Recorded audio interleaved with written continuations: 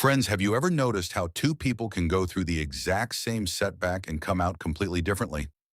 One person crumbles the moment things get hard, while another treats that very obstacle as a stepping stone. So what actually separates them?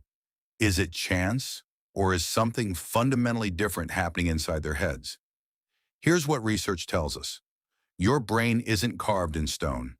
Every single day, your thoughts, feelings, habits, and choices are quietly reshaping it, which means if your mind keeps rehearsing worry, fear, overanalyzing, and self-doubt, that pattern eventually becomes your everyday reality.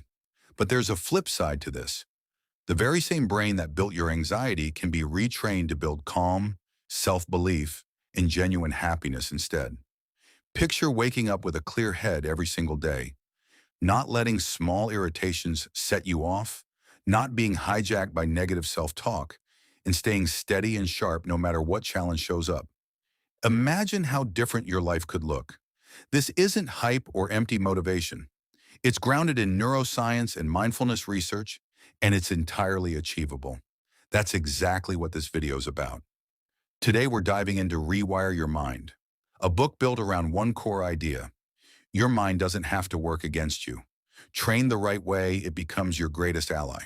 By the end of this video, you'll understand how your brain physically changes over time, what mindfulness actually means beneath the buzzword, how to break the loop of negative thinking, why treating yourself with compassion might be your biggest advantage, and how tiny daily habits can reshape your whole personality and future. If you're tired of stress running the show and want to be the one running your own mind, if you want sharper focus, real confidence, and lasting calm, stick around for the whole video, because sometimes a single idea is enough to redirect your entire life. If this kind of deep, mindset-shifting book breakdown is your thing, hit subscribe on the listening library, drop a like, and comment, "I will rewire my mind." Now let's get into it.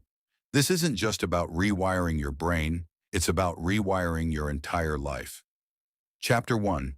Understanding how your mind actually operates. Think back for a second. Have you ever promised yourself you wouldn't lose your temper today, only to snap over something trivial?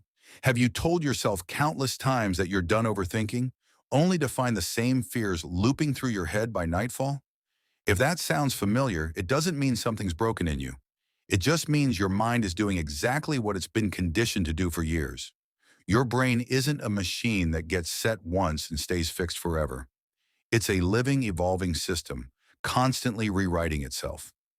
Every experience, every emotion, every repeated habit and thought forges new pathways inside it. That's the reason whatever you repeat over and over eventually becomes who you are. Worry daily, and your brain gets exceptionally good at worrying.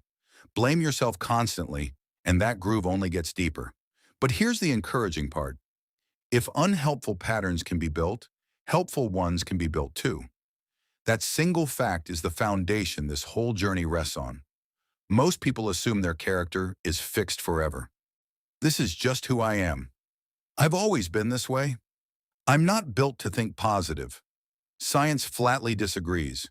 Your brain forms new neural connections every day, which means your thinking patterns are genuinely changeable. It won't feel easy at first because old grooves run deep, but every fresh attempt carves your brain a new route, much like the first person cutting a trail through dense forest struggles. Yet walking that same trail repeatedly eventually turns it into a clear, easy path. Thoughts behave identically. Whichever mental path gets used most often becomes the dominant one. So why does the mind default to negativity in the first place? Blame evolution. For most of human history, survival depended on constantly scanning for danger. Miss a threat, and you might not live to see tomorrow. So our brains developed a built-in bias toward spotting problems, fears, and risks fast. The dangers have changed dramatically, but that ancient wiring hasn't caught up. That's why a small piece of criticism can feel like a gut punch. One minor slip-up can wreck an entire day, and worry about tomorrow steals our ability to enjoy today. The upside? We aren't permanently trapped by our old programming. We have access to awareness. Awareness simply means noticing your thoughts without instantly buying into them. Say a thought pops up, "I'm never going to make it." Most people treat that as gospel truth. Awareness teaches you something different, that it's just a passing thought, not a fact. Clouds drift across the sky and disappear. Thoughts do the same. The real trouble isn't the thoughts themselves. It's when we start treating every single one as who we are. That's why mindfulness doesn't begin with fixing your mind. It begins with observing it. Once you learn to watch your mind rather than get swept up in it, you notice it's constantly spinning stories, dragging you into old regrets one moment, future anxieties the next, sometimes obsessing over things that may never even happen. Gradually, a realization dawns. You are not your thoughts. You're the observer capable of watching them come and go. That realization becomes an incredible source of power. As this shift takes root, stress eases, decisions sharpen, and emotional reactions become steadier. But recognizing your mind is only step one. True transformation starts when you actively redirect it. That's the breakthrough waiting in the next chapter, where we'll explore exactly how mindfulness rewires the brain and how a few focused minutes a day can shift the trajectory of your entire life. Chapter 2. Rewiring Your Brain. Through mindfulness. Imagine having access to a switch that, the instant you flip it, slows down the chaos in your head, your pulse steadies, your breathing deepens, and whatever thought was gripping you moments earlier suddenly loosens its hold. It sounds almost too good to be true, but it isn't magic. It's simply the effect of mindfulness in action. We established in the last chapter that our minds run on ingrained habits. The obvious next question is, how do you actually rewire something that automatic? Surprisingly, the answer isn't some complicated technique. It's a strikingly simple practice called mindfulness. And mindfulness isn't just sitting still with your eyes shut. At its core, it means staying fully present, observing your thoughts, feelings, and physical sensations without labeling them good or bad. Once you start practicing this, you quickly discover your mind is constantly pulling you elsewhere, into yesterday, into tomorrow's worries, while your actual life unfolds entirely in this single moment. Mindfulness is essentially the skill of coming back to now. It doesn't feel effortless in the beginning. The instant you go quiet, your mind often gets louder, not calmer. Random memories surface. Unfinished business nags at you. Future anxieties creep in. This is exactly where a lot of people give up, assuming they're doing it wrong. In truth, the opposite is happening. You're finally seeing your mind's true nature for the first time. It was always this chaotic. You just weren't paying attention before. Mindfulness doesn't silence that noise. It teaches you to stand apart from it. Slowly, your relationship with your own thoughts starts to shift. Where thoughts used to run the show, now you simply watch them play out. That one shift alone can redirect the whole course of your life. Studies consistently show that regular mindfulness practice boosts activity in brain regions tied to focus, emotional regulation, and self-control, while dialing down reactivity in regions linked to stress and fear. That doesn't mean your problems vanish. It means they lose their power to wreck you from the inside. Someone criticizes you. Previously, that comment might have ruined your whole day. Now you register the sting, feel it fully, but don't let it define you. That's emotional freedom. Mindfulness doesn't shield you from pain. It teaches you how to carry it wisely. A common misconception is that mindfulness demands hours of your day. Real change actually comes from short, consistent effort. Just 5 focused minutes of breath awareness sends your brain a powerful message that not every moment requires panic. Over time, that message becomes second nature. One gym session doesn't transform your body. Mindfulness doesn't work overnight miracles either. But daily practice, however brief, gradually makes your mind steadier, calmer, and clearer. Picture starting every morning with 5 minutes of quiet awareness, approaching every task with full presence, tasting your food instead of rushing through it, truly listening when someone speaks, and closing each night with a few deep breaths while reviewing your day without judgment. Do this for a few months and your mind simply won't be the one you started with. Your reactions shift, your thought patterns shift. Slowly, your entire personality begins to evolve. But there's one more roadblock waiting ahead. Often, our fiercest opponent isn't another person at all, But the voice inside our own head that blames us for every misstep, shrinks us after every failure, and chips away at our confidence day after day. Leave that voice untouched, and the mindfulness journey stays incomplete. Chapter 3. Shift your thinking, shift your life. What if the biggest factor shaping your life isn't your circumstances at all, but your interpretation of them? Two people hit the same failure. One decides, I'm simply not cut out for success, and stalls there permanently. The other thinks, this is just a lesson, and tries again. Same starting point, wildly different destinations, purely because of how each one thought about it. This is exactly where mindfulness stops being a simple calming exercise and becomes a genuine engine for transforming your entire life. The previous chapter taught us to observe our thoughts. The next level goes further. We now need to distinguish which thoughts are fueling our growth and which are dragging us backward. Every thought functions like a seed. Keep planting fear, anger, and self-doubt, and that's exactly the life that will eventually grow. Plant trust, patience, and constructive action instead, and your reality gradually starts shifting to match. Here's the catch. Our minds often run on autopilot. Someone offers criticism, and instantly it feels like proof you're not good enough. A plan falls through, and the mind declares trying is pointless. These thoughts fire so fast we don't even notice we've swallowed them as fact. But not every thought is true. A lot of them are simply echoes of old experiences, old fears, old conditioning. If you were told repeatedly as a kid that you couldn't do things, that same voice might still be replaying today, even in adulthood. But that voice isn't your truth. It's just an outdated recording stuck on loop. Mindfulness trains you to spot that recording for what it is. The moment you catch a negative thought, you gain a choice. Believe it or let it drift past like a cloud. That choice is real freedom. Try this small experiment. For the next 7 days, whenever a negative thought surfaces, resist accepting it instantly. Just ask yourself, is this a fact or just a thought? It's a simple question with surprisingly deep impact, because the instant you ask it, your mind steps out of autopilot. You stop being ruled by the thought and become its observer instead. That's precisely where change takes root. But interrupting negative thinking isn't the whole story. You need to give something new room to grow. That doesn't mean forced fake positivity. It means balanced thinking. If your mind insists, I always fail, counter with, I haven't failed every single time, and each failure teaches me something.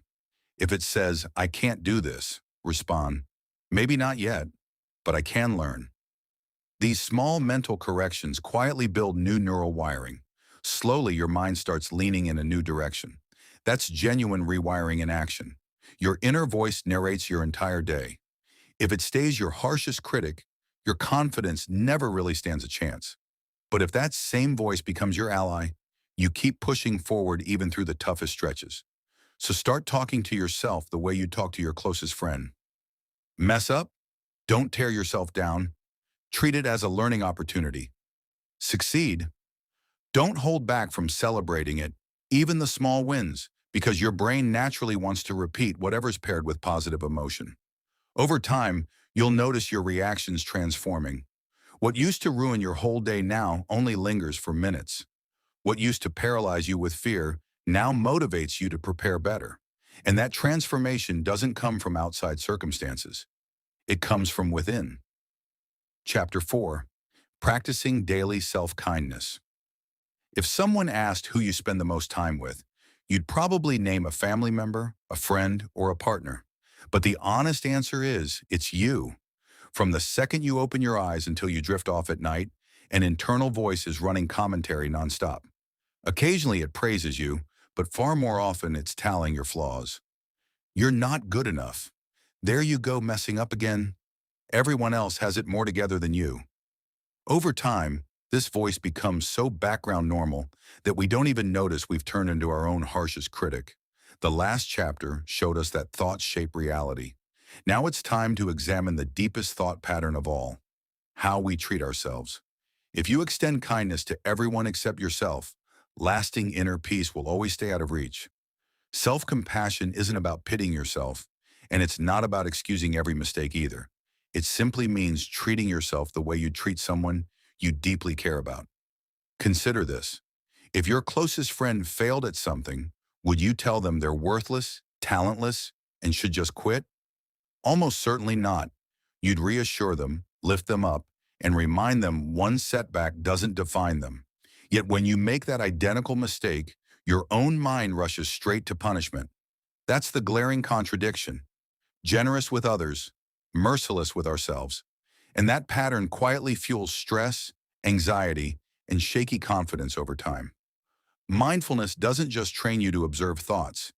It teaches you to build a compassionate relationship with them. When a difficult emotion surfaces, don't push it away. Simply acknowledge it. Yes, I'm hurting right now. Yes, I feel scared. That doesn't make me weak. It makes me human, and every human experiences this. It sounds like a minor adjustment, but it signals safety to your nervous system.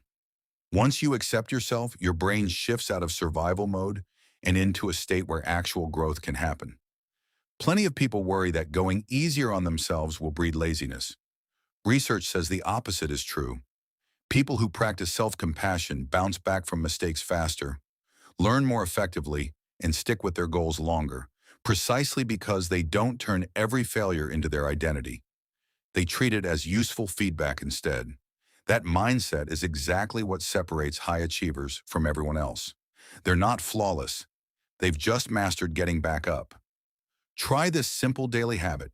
The next time you slip up, resist the urge to spiral into self-blame. Instead, take 3 deep breaths and repeat 3 statements. First, I'm human, so mistakes happen. Second, there's something to learn here. Third, I'm not abandoning myself. It might feel awkward initially, but gradually your brain adopts this new internal language. And that language becomes the bedrock of real confidence. Remember, your real strength was never about avoiding failure entirely. It's about staying loyal to yourself after every single one, because when the world places expectations on you, the most crucial thing is never losing your own belief in yourself. Self-compassion doesn't weaken you. It fortifies you from within, so hard times make you sharper instead of breaking you. Gradually, that inner voice starts to change. The one that constantly judged you starts guiding you instead. A mistake that once haunted you for days now becomes a quick lesson within minutes. And as that inner tension eases, you finally have the energy left over to connect with others, deepen relationships, and genuinely live in the present. But self-kindness alone isn't the finish line. Without new daily habits, the old patterns will eventually creep back in. Chapter 5. Building Better Habits Through Awareness. By now, you've learned to understand your mind, calm it down, reshape your thoughts, and treat yourself with compassion. But here's the crucial question. Does knowing all this automatically change your life? No, it doesn't. Millions of people already know they should sleep earlier, exercise, meditate, and think positively, and their lives stay exactly the same anyway. The reason is simple. Knowledge points you in a direction, but habits are what actually get you there. Your life gets shaped far less by big, dramatic decisions and far more by tiny daily habits. How you wake up, your instinct to grab your phone, your gut reaction in tough moments, how you speak to others, and your last thoughts before sleep. All of that combined quietly builds your identity. So genuinely rewiring your mind requires more than motivation. It requires deliberately built habits driven by awareness. Most people rely purely on willpower to break bad habits, vowing never to lose their temper again, never overthink again, never waste time again. A few days later, they're right back in the same loop. Why? Because habits aren't just behaviors. They're deep, well-worn pathways in the brain. The moment a familiar trigger appears, your mind defaults to that old path without a second thought. That's exactly why awareness matters so much. The instant you catch yourself mid-habit, you finally get a real shot at changing it. Say you automatically reach for your phone whenever stress hits. Previously, this was purely reflexive. Now, right as your hand moves toward the phone, pause and ask, what am I actually feeling right now? Maybe the honest answer is, I'm anxious. That single moment of awareness hands you a real choice. 5 deep breaths, a short walk, or just 2 minutes of stillness. That small pause is where new habits are born. Every habit follows the same pattern: a trigger, an action, then a reward. Change the action in the middle, and you can rewrite the entire habit. So stop battling yourself. Redesign your system instead. Another common trap is trying to overhaul your entire life overnight, launching 10 new habits at once, then abandoning all of them within days. Mindfulness recommends the opposite. Start small. Can't meditate for long? Focus on your breath for 2 minutes. An hour of reading feels overwhelming? Read 5 pages. Can't hit the gym daily? Walk for 10 minutes instead, because your brain doesn't respond to dramatic overhauls. It responds to small, repeated signals. Tiny, consistent steps produce remarkable results over time. A single day of practice won't transform you, but 365 days will make you unrecognizable. Gradually, your mind starts embracing a new identity. You'll stop saying, "I'm trying to be more mindful," and start believing, "I am a mindful person." That identity shift is the real turning point. Once your identity changes, habits stick on their own, effortlessly. Begin each day with a brief pause. Before reaching for your phone, take 3 deep breaths and ask, "Who do I want to be today?" Throughout the day, check in briefly with your body and breath a few times. Before bed, review your entire day without judgment, where you acted with awareness and where old patterns took over. Slip up somewhere? Don't punish yourself. Just learn and reset tomorrow. This ability to keep returning is exactly what builds real strength. Gradually, you'll notice your reactions changing. Stress that used to derail you instantly now gives you a moment to pause and think. Small irritations that used to spark instant anger now leave a few seconds of space before you react. Those few seconds are the birthplace of your new life. Inside them, old patterns break and a new future takes shape.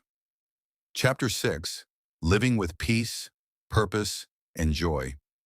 Picture yourself years from now, looking back on your life. You've achieved success, gathered experience, racked up accomplishments, and then a question hits you out of nowhere. Did I actually learn how to live, or did I just keep running the whole time? That single question becomes the most pivotal moment of this entire journey, because in the end, people don't remember their money, status, or achievements most vividly. They remember how peaceful they felt, how deeply they loved, and how much meaning filled their days. Across the last 5 chapters, we've understood our minds, trained them, reshaped our thoughts, practiced self-kindness, and built better habits. But none of that was ever really about becoming a better person in some abstract sense. The real goal was a life defined by inner peace, daily purpose, and joy found in the smallest moments. Most people assume happiness arrives after some major win. The promotion, the successful business, the full bank account, the moment every problem finally disappears. But that's not how it actually works. If your mind keeps chasing happiness somewhere in the future, the present will always feel like it's missing something. Mindfulness teaches that happiness isn't a destination you arrive at. It's a way of moving through life. When you fully experience your first breath each morning, really see someone smile instead of glancing past it, savor your first sip of tea, or notice the evening breeze without rushing through it, you realize life's real richness was always right there. You were simply too distracted to notice. That's the power of presence. None of this means abandon your goals. Set them, chase them hard, dream as big as you want. Just stop tying your happiness exclusively to some future milestone, because if today passes without any peace, tomorrow will likely follow the same pattern. The mind you carry today is the same mind that walks with you into the future. So make that mind your biggest investment. A calm mind makes sharper decisions, builds deeper relationships, and even supports better physical health, since chronic stress starts easing off. Most importantly, you stop fighting yourself. And the day someone stops fighting themselves is the day real freedom actually begins. Now imagine just for a moment that everything defining you disappeared today. Your job, your title, your wins, your losses, all of it. What would still remain? That question is exactly what leads you to purpose. Your real purpose was never just what you do for a living. It's the kind of energy you bring into the world. Does your presence calm the people around you? Are you someone your family can genuinely rely on? Do you bring honesty and full attention to your work? That's purpose. When even the smallest tasks are done with genuine awareness, ordinary moments turn extraordinary. Cooking can become a form of meditation. Truly listening to someone can become an act of love. Doing your work with integrity can become almost spiritual. That's mindfulness at its most beautiful. It doesn't ask you to escape the world, but to live fully awake within it. Life will never be flawless. Hard days are coming. Losses will happen. Some people will understand you, and others simply won't. But now you carry a mind capable of learning instead of shattering under pressure. You have awareness that catches difficult emotions as they arise. You have self-compassion that steadies you after every setback. You have new habits quietly steering you in the right direction daily. And above everything, you now have the capacity to live fully in the present, making every single day count. This is what true rewiring actually looks like. Not merely rewired brain circuitry, but an entirely new lens for viewing life itself. Your journey isn't ending today. It's genuinely just getting started. Every morning is a fresh beginning. Every breath is an invitation back to the present moment. Every hard moment is a reminder of the awareness you now carry. And every small victory proves that transformation was never about a single miracle. It was always built from small, conscious steps, taken one day at a time. Thank you.